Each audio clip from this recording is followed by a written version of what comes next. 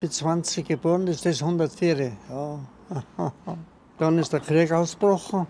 Dann sind wir nach Polen gekommen. Bei Auschwitz, heute ist Auschwitz. Ostregime hat es damals geheißen, sind wir nach Polen reingekommen. Sie waren ja dabei, wie am 1. September 1939 der Krieg begonnen hat. Ja. Und dann ist der Frankreich-Krieg losgegangen. Sind wir über Le Nouvion, meine, Holland, Belgien, meine, und dann auf Laon sind wir runtergekommen. Und dann ist ja das dann gekommen, wo dann die ganzen Leute über die Kanalküste geflüchtet sind, nachher dann. Ja, wenn wir da nach den Kirchen gekommen sind, da hat es ausgeschaut. Ja, fürchterlich. 41 war in Russland, ja, bin ich bis Rostock gekommen. Da haben sie uns rausgeschmissen.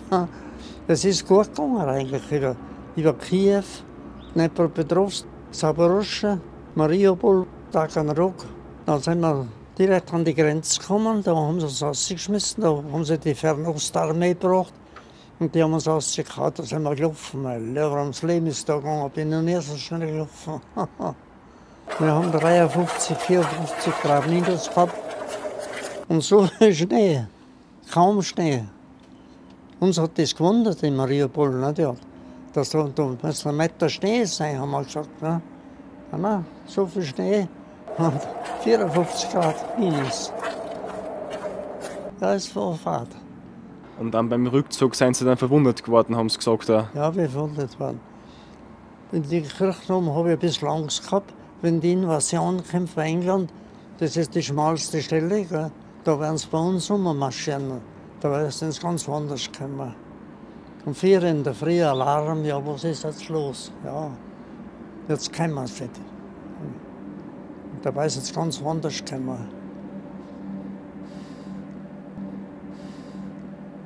Da ist doch wird schon Angst wach, gell, wenn man das so hört.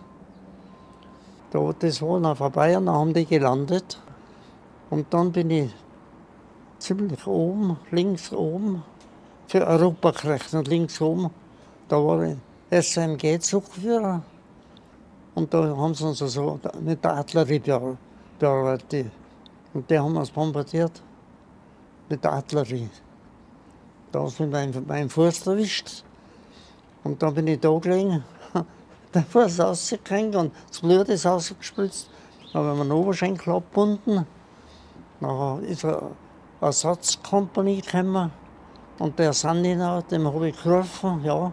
Der hat mir den Schuh abgeschnitten. Und der hat mich ein bisschen verbunden, so ein bisschen Armreife. Ja. Und wenn Sie heute so zurückdenken auf die Zeit im Krieg, so, was denken Sie darüber? Ja, ein Sauerstreu ist das. Ein Sauerstreu. Weil man schaut halt nichts, was wir kriegen. Ne? Die Arme. Und die Arme sind nicht so. Das machen nicht sie selber. Das müssen die Europäer machen. Das ist ein Sauerstreu. Sind wir an der Front gelegen. Nachher in einen Mama hat er gesagt, Mama. Dann bin ich zurückgegangen. Jetzt ist er da gelegen, hat beide Wadeln aufgeschlitzt gehabt. Und dann Bauchschuss. Ja, was macht man da? Jetzt habe ich den ein bisschen gerecht hinlegen können. Und ich gesagt, da kommt jetzt noch. Ich verlange das Rotkreuz, das nimmt zurück. Ne? Dann wollte einer kommen von Rotkreuz. Ja, der ist schon tot, der lebt nicht mehr, der ist gestorben. Mama hat er geschrieben, Mama, ja. Da hilft die Mama halt auch schon nicht mehr. Gell? Haben Sie viele solche Geschichten miterlebt wahrscheinlich? Ja, wilde Geschichten, ja. Es gibt so viele, die den Krieg gern haben, die verdienen und in den Krieg brauchen die ja nicht gern. Gell? Leute, die hintenrum sind, sicher sind, die wollen Krieg. Die Leute, die fort sind, die wollen keinen Krieg. Hast du dich jemals gefragt, was die besten Lebensweisheiten von 100-jährigen Menschen sind? Ich habe heute die große Ehre, einen 103-jährigen, bald 104-jährigen Zeitzeugen und Kriegsveteranen zu interviewen. Und dieser 103-jährige Zeitzeuge erzählt uns heute, wie er 103 Jahre jung geworden ist, wie er den Zweiten Weltkrieg erlebt hat, wie er nach dem Krieg als Verwundeter auch zurückgekehrt ist, wie er seine Frau kennengelernt hat und welchen Ratschlag er auch dir mit auf den Weg geben würde und auch was heute über den Krieg generell denkt. Ich bin der Daniel Bleunig, bin diplomierter Gesundheits- und Krankenpfleger und genau diese wertvolle Lebensgeschichte und Lebensweisheiten wirst du heute bekommen. Darf ich fragen, wie jung sie sein? Ja, der Jahrgang 1920 geboren.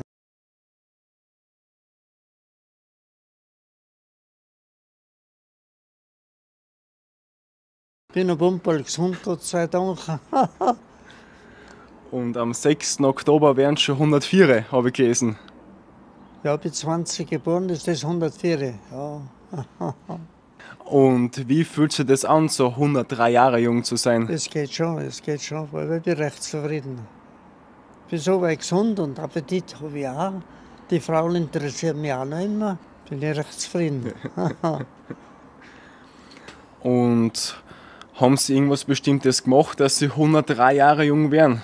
Eigentlich, ich weiß nicht was. Den ganzen Krieg mitgemacht. Das eine, was maßgebend sein könnte, meine Eltern, ich bin 1920 geboren, damals war eine große Hungersnot. Und da hat mein Vater, der hat 2 Ziegen eintun, damit er Milch gehabt hat für mich. Und da haben wir ein Feld dabei gehabt. Meine Eltern haben viel getan für mich als Neugeborener, dass ich eigentlich trotz der Hungersnot damals ganz gut aufgezogen bin worden. Und das würde mich vielleicht interessieren am Anfang, wie Sie das erlebt haben, wie der 1938 der Hitler gekommen ist, was sich da auch verändert hat. Können Sie sich da noch gut erinnern, wie das dann war, so im März 38? Ja. 38, also Sie waren ja in der Brixtager Kupferhütten, haben Sie gearbeitet. Ja, da war ich in der Materialbaustelle, ja. Ich habe 2 Jahre Gymnasium gemacht und dann habe ich Blinddarmdurchbruch gehabt. Und dann habe ich andere Geschäfte gekriegt. Ja. Das ist jetzt ein bisschen weit hergeholt. Haben Sie irgendwas gemerkt, was da auch anders geworden ist, wie das zuerst war und dann nachher, wie dann der Hitler gekommen ist? Oder haben Sie das gar nicht so? Ja, der Hitler kann man das. Ja, haben Sie da viel gemerkt? Ja, da ist manches anders geworden, ja. Da hat sich manches geändert. Aber es waren ja so viele Nazis. Ja. Also jeder, der ein bisschen was auf sich gehalten hat, war ein Nazi. ÖVP war nicht mehr ganz so viel.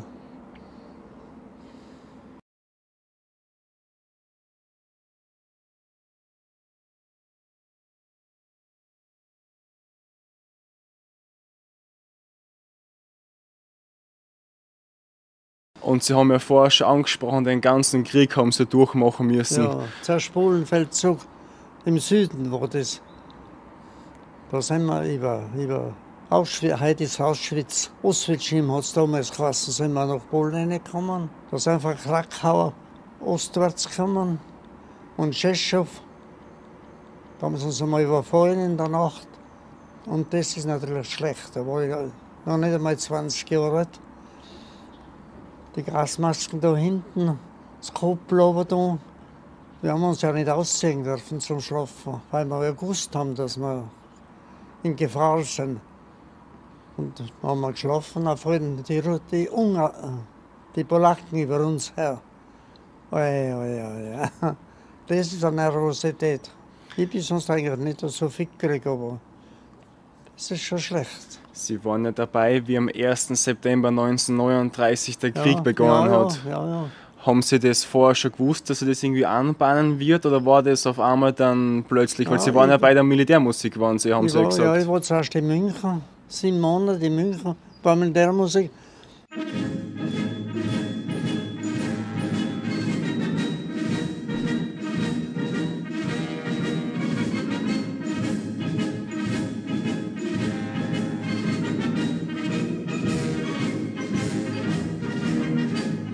Da habe ich einen Haufen Geld verdient beim Oktoberfest. Das ist ganz gut gegangen. Da habe ich meine eigene Uniform gekauft, machen lassen. Und in Stuttgart bin ich auf die Musikhochschule gegangen, das war auch ganz gut. Der Professor, der hat nicht geschimpft, der hat ein bitte, bitte, so und so. Ja, man findet, da war ich ja Schuft, wenn ich das nicht erfüllt hat. Gell. Und dann hat dann der. Dann ist der Krieg ausgebrochen, dann sind wir nach Polen gekommen.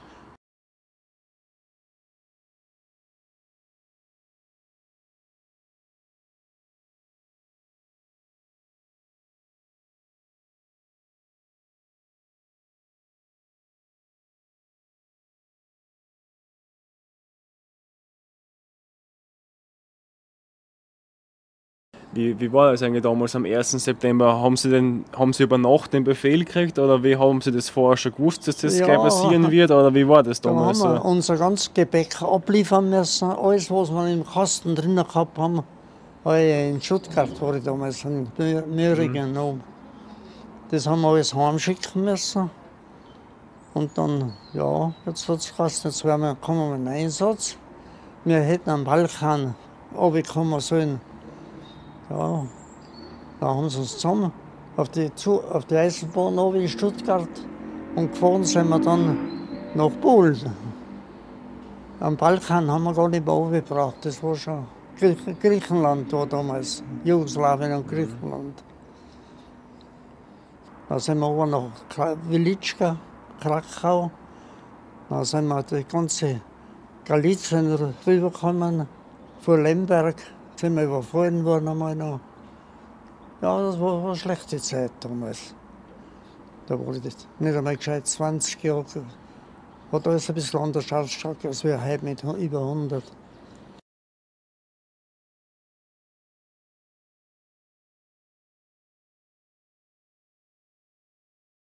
Und dann nach Polen ist er noch weitergegangen. Das war ja erst der Beginn. Dann Ja, sind Sie das dann war bald, der Beginn, dann ja, sind Sie ja. auch nach Frankreich gekommen. Ja, ich bin nach Stuttgart versetzt worden, ja.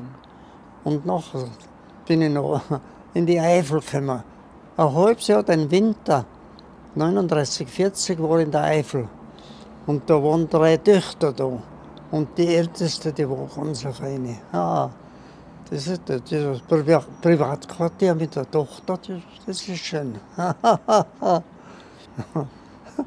Da habe ich erzählt, dass es bei uns in Tirol Fenster gibt. Ne? Ja, das möchte ich. Die älteste war mal 2 Jahre älter als ich. Dann bin ich Fenster gegangen zu ihr. Nachher, ja, jetzt bin ich drin gewesen bei dem Zimmer. Und mit so ins Bett reingelegt. Ja, das geht nicht. Da habe ich draufstehen müssen. Und durchs Fenster rausgekraxelt.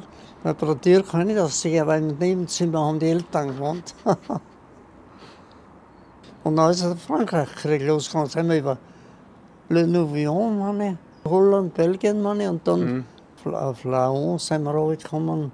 Und in Charleroi, da haben sie uns bombardiert. Und da waren Luftangriffe, ja, die haben uns ja Sau gemacht, furchtbar. Aber überstanden haben wir es, gell. In Laon war ein Großgeschäft. Oftmals die Lager alle gefüllt. Ja, da habe ich gesehen, da sind Seidenstrümpfe. Ja, das war was für meine Mama, gell. Aber nur schwarze, ne? Das ist wurscht. Dann habe ich 3 Paar schwarze Seidenstrümpfe heimgeschickt. Und einen Seidenstrumpf habe ich Bohnenkaffee reingetan.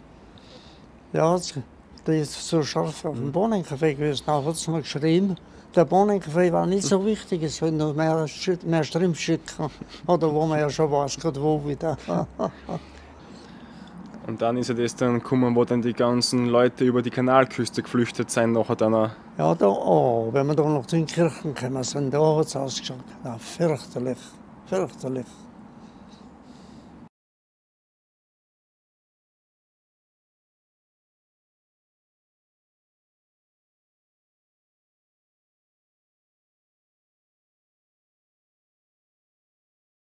Da sind wir zuerst fast bis Paris gekommen. Und auf einmal sind wir nach den Kirchen gekommen, da hat es wild ausgeschaut, ja. Da sind ja ganz viele dann geflüchtet. Ganz Die sind viele geflüchtet, ja, Franzosen, die sind Engländer. bis am Bauch im Wasser sind sie reingeworden, dass sie das Schiff wieder erwischt haben, sind verladen. Sind zu einer Gefangenschaft gekommen. Und bei der Invasion, da haben wir auch da war über die Kirche, östlich von den Kirchen, ein Stützpunkt. Und da haben wir gesagt, die werden uns überfallen, da schauen wir schlecht aus. Da sind sie ganz oben bei Cherbourg gelandet und wir haben eigentlich nichts mitgekriegt. Wir haben von Stützpunkt aus, von einem Stützpunkt zum anderen Streifen, die gehen jetzt nicht runter auf sie. Und dann sind wir mit 4 Mann weggegangen.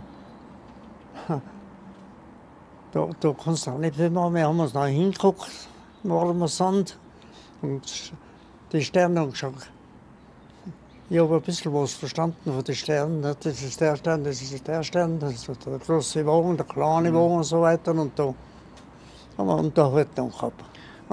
Das war dann, wenn ich es richtig verstanden habe, schon 1944, wie die Invasion dann war. Ja, vor der Invasion, ja. Aber bevor wir dann zu 1944 kommen, sind sie dann auch nach Russland gekommen, dann später nachher noch. Was? Nach Russland sind sie auch gekommen, zuerst dann auch 40 und dann 41. Zuerst 41 war in Russland, ja. Bin ich bis Rostock gekommen.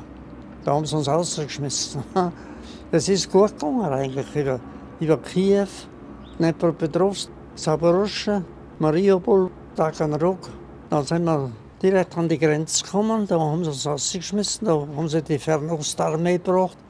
Und die haben uns rausgehauen. Da sind wir gelaufen. Warum ums Leben ist da gegangen. Bin noch nie so schnell gelaufen. Gelaufen? Gelaufen, ja.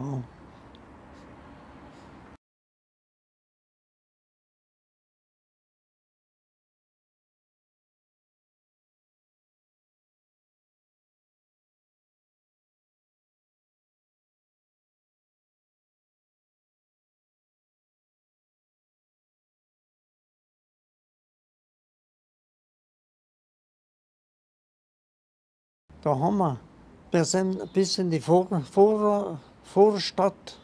von Rostock sind wir reingekommen.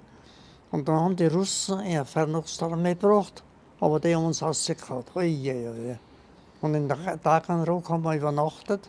Und in Mariupol sind wir hängen geblieben. Dann habe ich die Weihnachtsfeier machen und gesagt, der Kompaniechef sagt, du kommst ja von der Musik, du kannst ja die Feier machen, Weihnachtsfeier. Ja.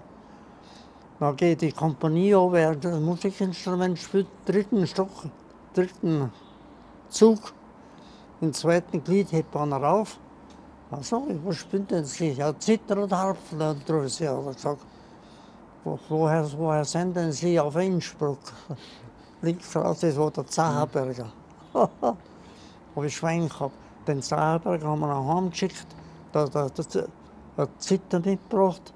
Hat Noten mitgebracht, Sorten mitgebracht, alles dahergebracht. Den Musikal in Handlung in Brixig, den habe ich auch gut gekannt. Und der hat ihm das mitgegeben. War eine schöne Weihnachtsfeier gemacht.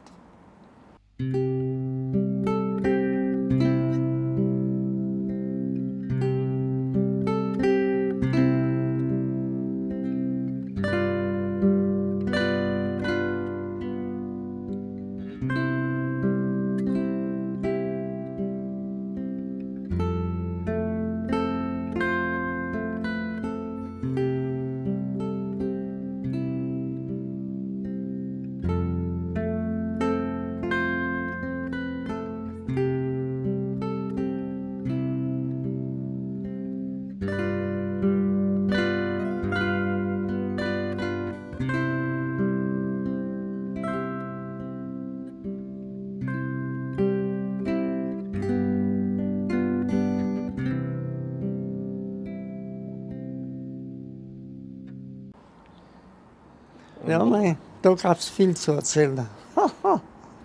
Und dann, wie war das so in Russland? Wie kalt war es da? Das waren ja. Mit was? Wie kalt war es da oft im Winter? Sie haben ja den Winter auch durchgemacht, durch die ganzen Marschierungen, was sie gemacht haben. Ja. Wie kalt war es da? Wie kalt? Wir haben 53, 54 Grad minus gehabt und so viel Schnee. Kaum Schnee. Uns hat das gewundert in Mariupol. Nicht? Ja. Da muss ein Meter Schnee sein, haben wir gesagt. Ne? Ja, so viel Schnee und 54 Grad minus. Ja, es war Fahrt. Die Posten, ne, das waren das einmal mit Mantel eingekühlt. Und die haben auch über Unteroffizier, die haben auch kontrollieren müssen. Ja, nein. Weil wir mal Vorzeige gehabt haben, einen Parkkurs. Und wie hat da so ein Alltag ausgeschaut an der Front? Was haben Sie so am Tag gemacht, wenn Sie einen Tag beschreiben würden? In Russland. Ja.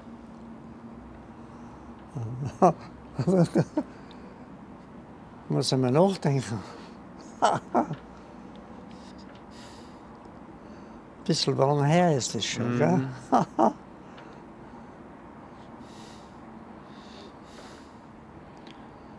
Weil ich bin ja 24, ja, ich kann mir das ja gar nicht vorstellen, was Sie als Ja, junger ja, Mann da durchmachen ja, mussten. ja. Ne? Links und rechts Glaub schon, neben den ja. Kameraden, Todesangst, wenn Sie gehabt haben, Ja, genug. und wenn ein Freund gefallen ist, das ist schon traurig, ganz traurig. Als Gruppenleiter muss man auch die Angehörigen verständigen. Ungut, ja, ganz ungut. Und da in Taganrog haben wir überwintert. In Mariupol war ich mal im Spital. Ich weiß nicht mehr was. Ach ja, wegen meinen Zähnen. War ich beim Zahnarzt und der bohrt meine Zähne an. War er da am Fuß muss er treten, gell, dass der Bohrer geht. Dort so, lassen gesagt, lassen Sie mich treten. Nicht? Nein, das geht nicht. Das muss er machen. Das sind Kleinigkeiten. Gell.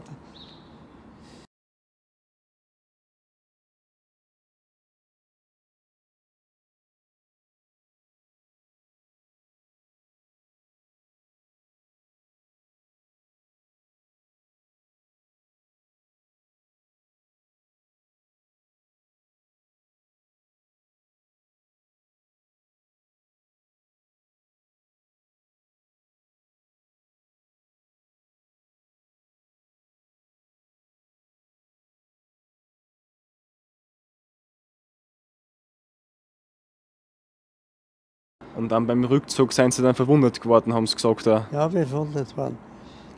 In die Kirchturm habe ich ein bisschen Angst gehabt, wenn die Invasion kommt von England. Das ist die schmalste Stelle, gell? Da werden sie bei uns rummarschieren. Da sind sie ganz woanders gekommen. Um 4 in der Früh Alarm, ja, was ist jetzt los? Ja, jetzt kommen sie nicht. Und dabei sind sie ganz woanders gekommen. Da ist doch wird schon Angst wach, gell, wenn man das so hört.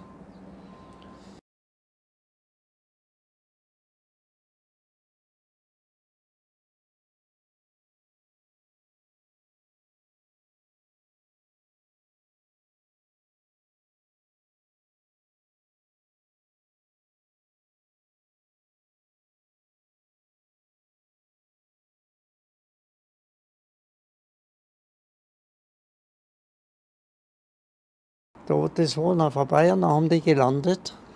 Und dann bin ich ziemlich oben, links oben, für Europa gerechnet, links oben. Da war ich SMG-Zugführer. Und da haben sie uns so mit der Artillerie bearbeitet.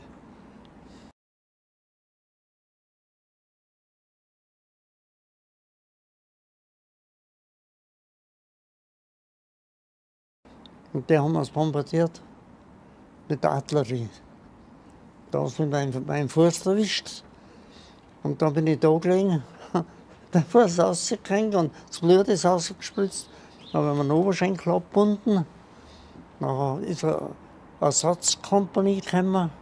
Und der Sandiner, dem habe ich gerufen, ja, der hat mir den Schuh abgeschnitten. Und der hat mich ein bisschen verbunden, so ein bisschen Arm drauf. Ja, ja.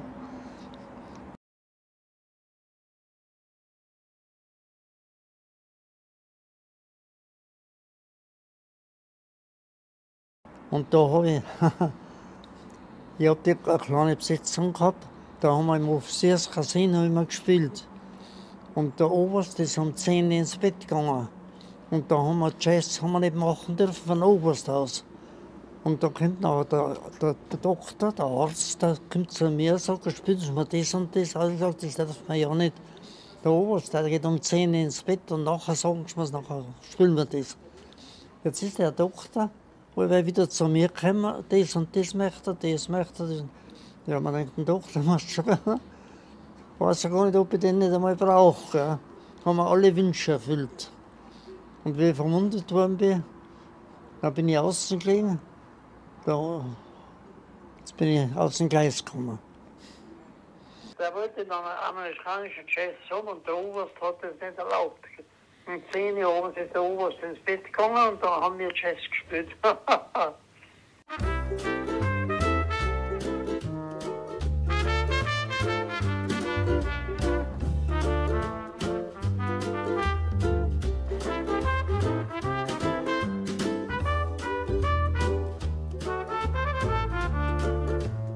Und der habe ich dann operiert, an meinen Fuß, wie ich verwundet worden bin. Da habe ich einen Schwein. Ein anderer hätte den Fuß weggeschnitten. Das wäre in 10 Minuten erledigt gewesen. Und der habe ich da 1,5 Stunden lang operiert. Der ist sehr gut operiert, muss ich schon sagen. Und wir haben ja wenig Medikamente gehabt. Der Sanitäter, der hat an meinen Kopf gehalten. Und dann habe ich halt gejammert, aua, das tut weh. Ja, hat er gesagt, halt die Kuschen, sonst schneidet er den Fuß weg und dann ist die Geschichte erledigt. Dann habe ich nichts mehr gesagt, natürlich. Dann haben sie mich zurück, das Rote Kreuz war gut. Die haben mich dann zurückgeführt. Dann bin ich ins Rheinland gekommen, war auch gut. In Rheinland haben sie ein eigenes Lazarett, Dorf aufgebaut. Da ist es gut gegangen. Da war ich in einem Zimmer mit 6 Betten. Einer war ein Rheinländer und der war Kommunist. Der hat alle so blöd dahergeritten, aber dann haben sie ihn abgesäbelt. Dann so ein KZ gegeben haben. Und neben mir war ein Pfann, der war ein bisschen hochnäsig, aber wir sind noch gut rausgekommen. Was willst du denn machen? Dann hat er noch links und rechts an Bekannten, sonst hat man niemanden.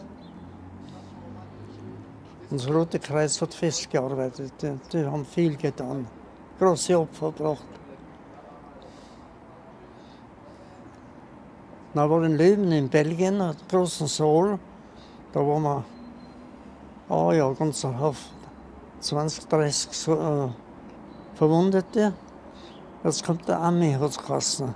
Und wer gehfähig ist, der soll runtergehen, an den LKW, da werden sie ins Rheinland geführt. Und ich bin nicht gehfähig, ich habe das linke Hinterteil weggeschossen und den rechten Fuß. Den haben sie mir demoliert. Ja, jetzt was tue ich? Ich habe einen Sessel genommen, mit dem Knie, bin am Sessel, bis zur Stirn gekommen, wir waren im 1. Stock. Kommt meine Schwester daher und sagt, was fällt denn dir ein? Also, dann hat sie mich runtergeballant, das ist gut gegangen. Ich bin ins Rheinland gekommen. Da war in Rintel, das war praktisch ein Dorf für die Kriegsopfer, für die Kriegsbeschädigten. Da habe ich dann mein Papa, der hat mich da hochgeholt, nach Würgl ins Heimatlazarett.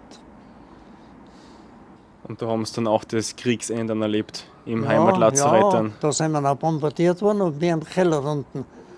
Und da haben wir 2 Kellerräume gehabt. Ich bin da gesessen und da drüben war noch ein Kellerraum. Da ist von der Decke der Beton runtergefallen. Dann sind wir ins B-Lazarett gekommen und haben uns in eine häusliche Pflege entlassen. Haben wir uns also 3, 4 Wochen mal melden müssen, anschauen, ja, geht schon. Und mein Fuß hat schlecht ausgeschaut. Dann haben wir geheiratet. Ich habe am 11. Juni 1945 haben wir geheiratet. Und der Trauzeuge, der war Imker. Da hat uns ja eingeladen, ja, gibt uns Löffel, einen Eimer voll Honig. Ja, da kann er jetzt essen, so viel wir wollen. 3 Löffel haben wir gegessen, da war was aus. Und da haben wir ein Glas voll Honig mitgegeben. Und da hat mir jemand gesagt, ihr müsst beim Fuß Honig auflegen, das ist gut, ja. Da hat es mir 20, 22 Splitter dazu. Und dann hat es geheilt. Das heißt, durch den Honig, was sie schon geheiratet haben, haben sie dann den Honig auf die Wunde aufgetragen. Und dadurch sind noch 22 Splitter noch, und dann ist es erst geheilt. Dann ist es gut gegangen. Jetzt bin ich wieder so ein bisschen steif. Ja. Das macht nichts. Das gewöhnt man.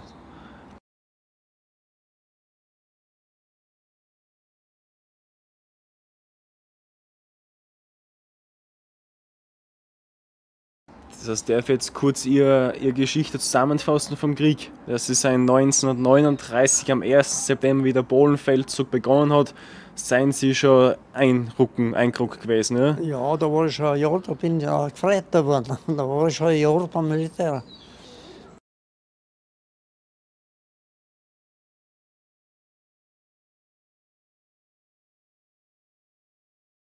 Ja, Und dann in Polen waren sie, da haben sie gesagt, die Maske haben sie gar nicht runtergeben dürfen, weil sie über Nacht sonst da überfallen werden, haben sie vorher gesagt. Ja.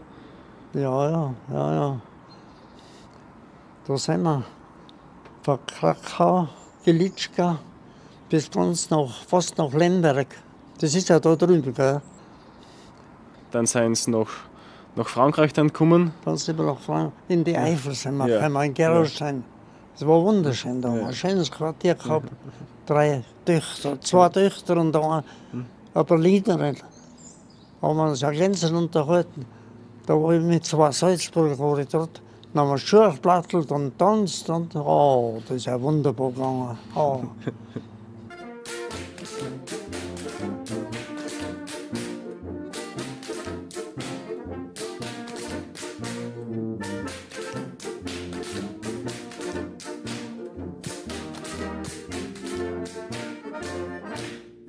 Und dann sind wir nach Frankreich rein. Ja.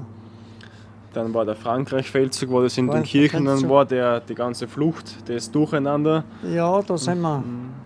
In Frankreich, da sind wir über Luxemburg, Belgien, oben nach Laon. In Laon habe ich schon erzählt. Ja, gell? genau, ja. Da war ein großes Geschäft und Ja. da habe ich ein bisschen was heimgeschickt. Genau. Und dann nach Russland, dann gleich nachher dann 41. Nein, da bin ich jetzt erst. Da musst du jetzt denken. Mhm. Da bin ich in München im Garnison gewesen.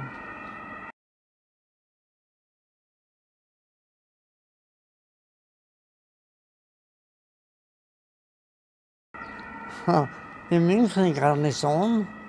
Und da war ich bei der Genesungskompanie. Und dann ist einer gekommen von Frankreich, der in Frankreich war noch. Das war schon später. Der hat Syphilis gehabt. Ja, mein Lehrer hat gesagt, ja, das ist leicht gegangen. So, ne?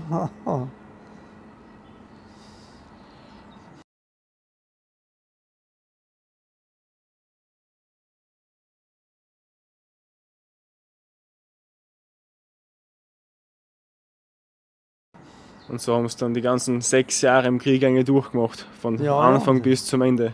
Bis zum Ende, ja.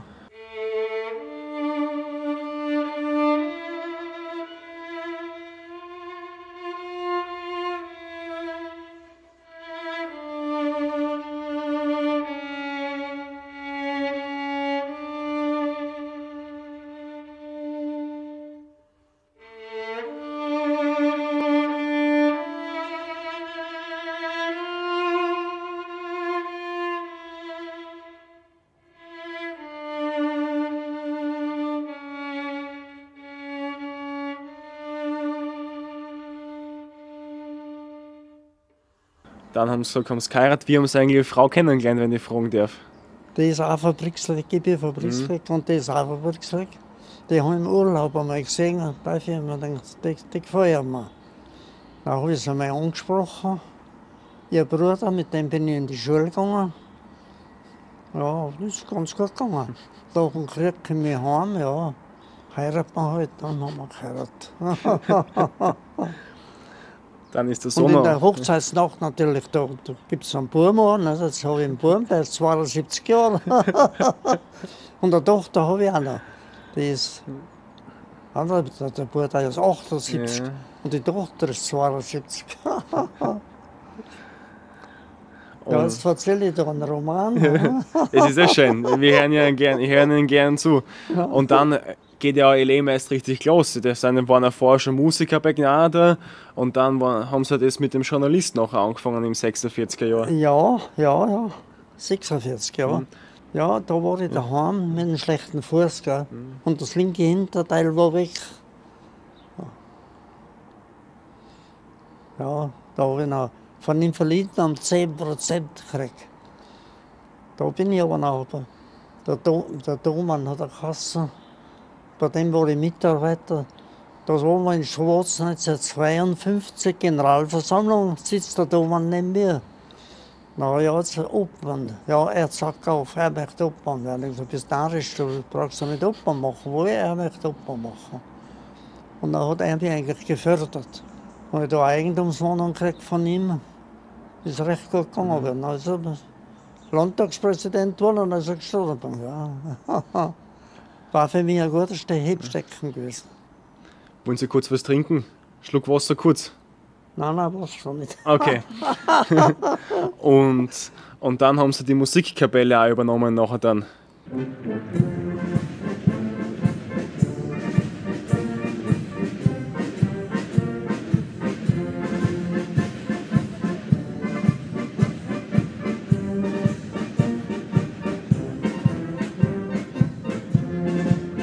Ja, habe ich jedenfalls 6 Jahre habe ich die Musik gehabt. Sind wir Sizilien gefahren, sind wir Saarland gefahren. Ich tue gerne reisen, gell? Und meine Frau dagegen. War schwierig da. Und dann waren Sie gerade beim Papst Pius XII. Haben Sie ja ständig gegeben. Gemacht, ja.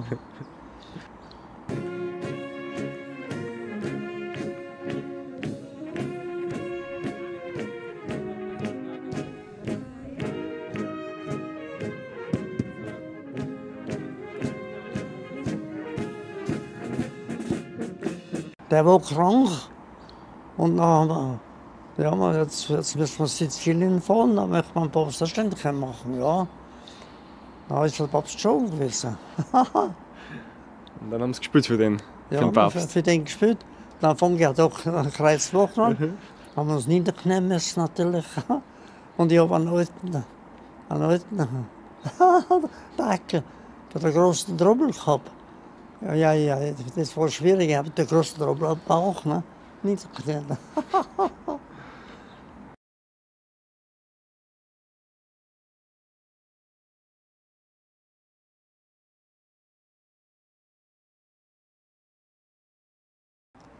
Und ja, ich bin weit umeinander gekommen mit dem. Da war Kapellmeister, gell, in Brüssel, da sind wir nach Sizilien gefahren. Dann sind wir beim Mandelblütenfest in Sizilien haben wir den ersten Preis gekriegt.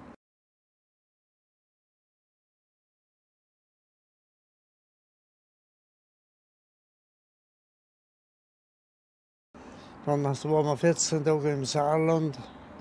Da habe ich beim Kapellmeister einquartiert. Da hat er mich gefragt, was ich mache, dass die Musik so gut klingt. Ja, ich gesagt, die Mittelstimmen müssen klingen. Nicht? Die ersten Stimmen ist ja klar, die hört man ja. Aber Mittelstimmen, die wirken indirekt mehr. Ja, als Kapellmeister habe ich auch einen großen Erfolg gehabt. Der Schlagzeuger, das war einer mit 68 Jahren. Da hat mein Vater einmal gefragt, wie bist du ins Fremde Kapellmeister mit mir? Ne? Ja, er hat gesagt, so einen guten haben wir noch gar nicht gehabt. Sie haben ja die Brixläger, dem Musikverein von 19 Mitgliedern auf 53 Mitglieder wieder aufgebaut. Ja, selber Klarinettisten abgerichtet. Da habe ich 3 Klarinettisten gehabt. Und einer, der war nachher zum Proben gehen und zum Ausrücken. Und dann ist er schon Obmann gewesen von der Musik. Mir war interessiert, dass ich einen Obmann kriege, der mit mir zusammenarbeitet. Und dann haben Sie das Jurastudium angefangen nachher dann auch? Das habe ich dann nachher angefangen, ja. Ich war nicht zufrieden, ich war bei der Finanz nachher. Und habe einen guten Posten gehabt bei der Finanz. Aber das hat mir nicht gepasst. Ja, also muss ich studieren gehen. Aber bin ich halt öfters einmal Vorlesungen und Übungen gegangen. Nachmittag, das ist schon gegangen. Da haben wir den Chef schon ausgemacht. Ja. Sie haben es dann bis zum Doktor gemacht. Sie haben den Doktor der Juristik 1970 dann gemacht. Ja. Was dann auch beim obersten Gerichtshof in Wien tatsächlich einmal eine Verhandlung gemacht haben. Beim obersten Gerichtshof, ja. Ja, da war ein Geschäftsmann, der hat geschmuggelt. Und dann habe ich ihn strafen müssen. Und der wollte aber nicht gestraft werden. Jetzt hat er den, wie hat der Werner, war das, Stoß, oder wie der geheißen hat. Also ein Rechtsanwalt jedenfalls, ein teurer. Und den hat er genommen, haben wir Bezirksgericht Verhandlung gehabt, hat er verspielt. Wenn geschmuggelt ist, ist geschmuggelt, fertig. Nicht? Das muss ich beweisen und aus. Der hat 3-4 Prozesse verspielt gegen mich. Einer, der alle Prozesse sonst gewonnen hat. Aber bei mir kann er nichts gewinnen. Und Sie haben ja insgesamt auch 15 Instrumente gespielt in Ihrem Leben. 15. Ja. Zählen Sie mal auf die Instrumente, die Sie alle beherrschen. Ja, Geigen habe ich mit 12 Jahren angefangen. Dann habe ich Bratschen da. Der Schuldirektor hat gesagt, ob ich nicht Bratschen umstellen nicht auf Bratschen, weil wir dort ein Quartett spielen. Dann haben wir die Ärztin, die erste Geigen, der Chef vom Montaner, der zweite Geigen, ich war Bratschen und der Schuldirektor war Cello. Haben wir viel musiziert, am Montag oben, so weit. Jede Woche. Da haben Sie die Stücke von Haydn, von Mozart gespielt. Haydn, Mozart, Schubert, ja. Oh, das ist gut gegangen.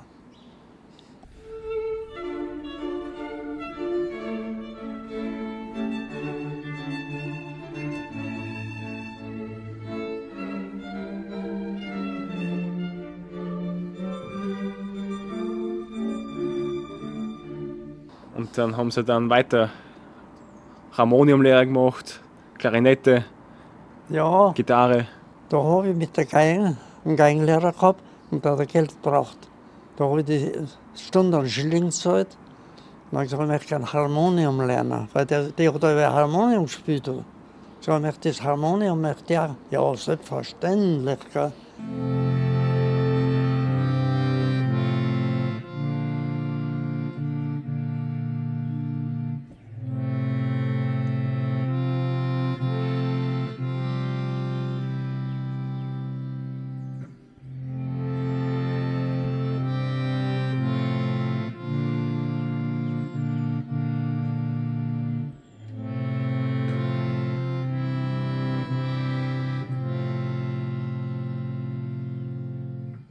Dann habe ich da Stunden im Harmonium gehabt und jetzt mein Schilling zahlt mein Papa. Der war Walzmeister, der hat ganz gut verdient. Und der hat gesagt, da braucht jetzt so und so viel Geld. Ja, kriegst du alles. Und wenn Sie heute so zurückdenken auf die Zeit im Krieg, so, was denken Sie darüber? Ja, ein Saustreu ist das. Ein Saustreu. Weil man schaut halt nichts, was wir kriegen. Ne? Die Arme. Und die Arme sind nicht so. Und das machen nicht sie selber. Das müssen die Europäer machen. Das ist ein Saustreu. Gibt es irgendeinen Moment, der Ihnen besonders in Erinnerung geblieben ist? Jetzt mal im Krieg. Gibt es irgendeinen Moment, der besonders im Kopf geblieben ist? Ja. Zum Beispiel. Da sind wir vorgegangen und dann geht es aufwärts und kommen da um Panzer runter. Russische natürlich. Aber viel. 7, 8 Mann. Ja, jetzt das wird schlecht. Und da sind wir alle verloren. Davonlaufen können wir auch nicht. Was tun wir jetzt? Dann ist von der Hermann Göring ist ein Bataillon, die wohnen im Süden von uns eingesetzt, ist aufgekommen. Ja, habe ich zu denen gesagt, ja, schau schon mal, dass wir denen mit panzerbrechenden Waffen die Panzer kaputt machen, ne, bevor sie runterkommen. Die haben geschossen. Ui, die waren gut ausgerüstet. So gut waren wir nicht beieinander. Nein, da gab es viel zu erzählen. Haben Sie noch eine Geschichte, was so in Erinnerung geblieben ist? Ja, sind wir an der Front gelegen. Nachher in einer Mama hat er gesagt, Mama. Dann bin ich zurückgegangen. Jetzt ist er da gelegen, hat beide Wadeln aufgeschlitzt gehabt und einen Bauchschuss. Ja, was macht man da? Jetzt habe ich den ein bisschen gerecht hinlegen können. Und ich gesagt, da kommt jetzt noch, ich verlange das Rotkreuz, das nimmt zurück. Dann, ne? Da wollte einer kommen vom Rotkreuz Ja, der ist schon tot und der lebt nicht mehr, der ist gestorben. Mama hat er geschrieben, Mama, ja. Da hilft die Mama halt auch schon nicht mehr, gell. Haben Sie viel solche Geschichten miterlebt wahrscheinlich. Ja, wilde Geschichten, ja. Würden sagen, dass die Welt daraus gelernt hat aus diesen Zeiten? Nix, gar nichts, nein. Die Welt nicht, aber das sind ja die Politiker, die sind ja so blöd, die sind ja nicht ausgewiesen, die brauchen nicht auszugehen. Ne? Das sind die Gauner. Die was Da haben wir ausgemistet. die die Macht haben, Ja, weil die Macht haben, ja. Dann bilden sie sich ein, das und das möchten sie, machen wir Krieg. Ja.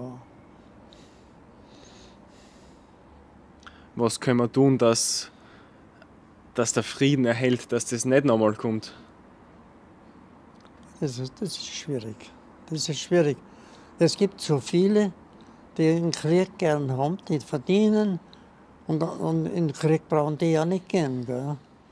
Leute, die hintenrum sind, sicher sind, die wollen Krieg.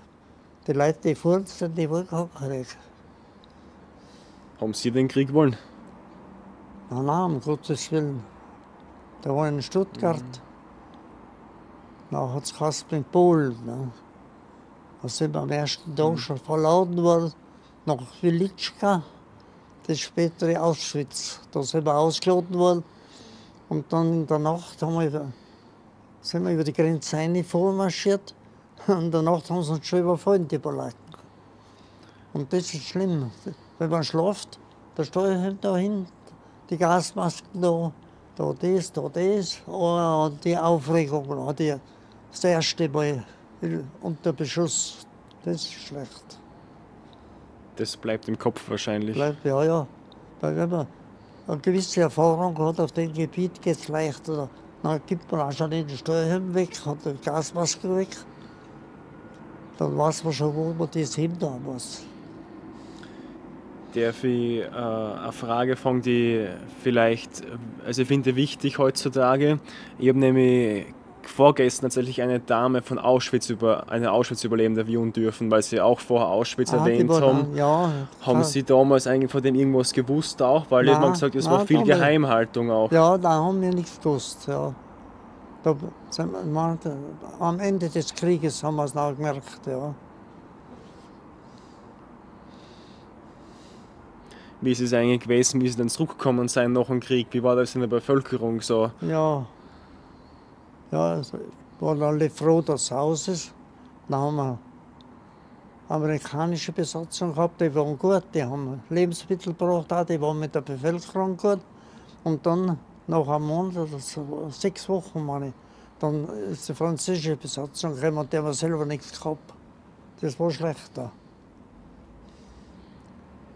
Bei meinen Schwiegereltern haben sie ein Radio geholt, die brauchen sehen. Ne? Und so Kleinigkeiten. Was ist wichtig im Leben?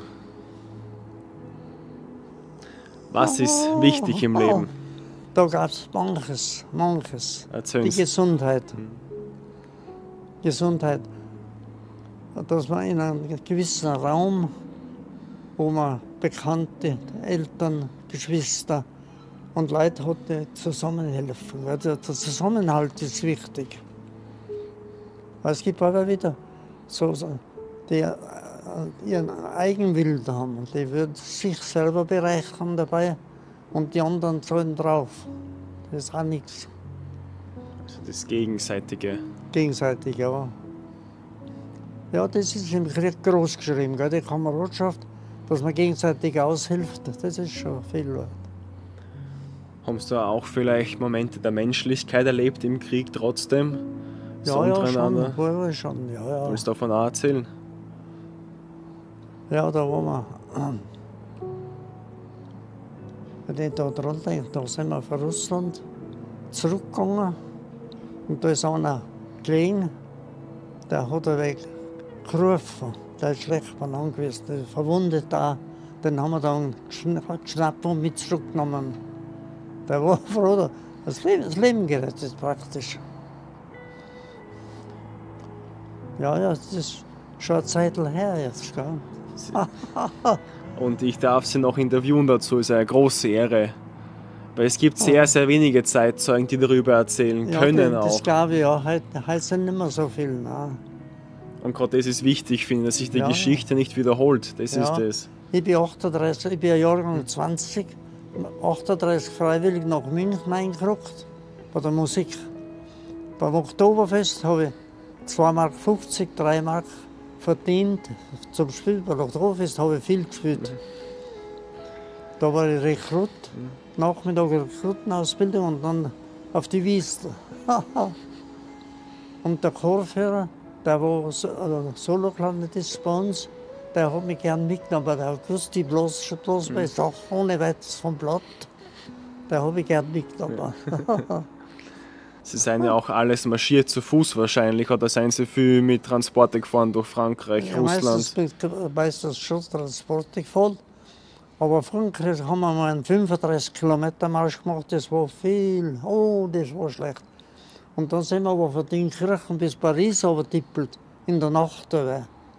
Und in der Früh ist der Sanni gekommen, hat die Blasen aufgeschnitten und so, Jod eigentlich. Ja, das brennt ja, nicht? Das mag ich nicht. Meine Blasen selber aufgestochen.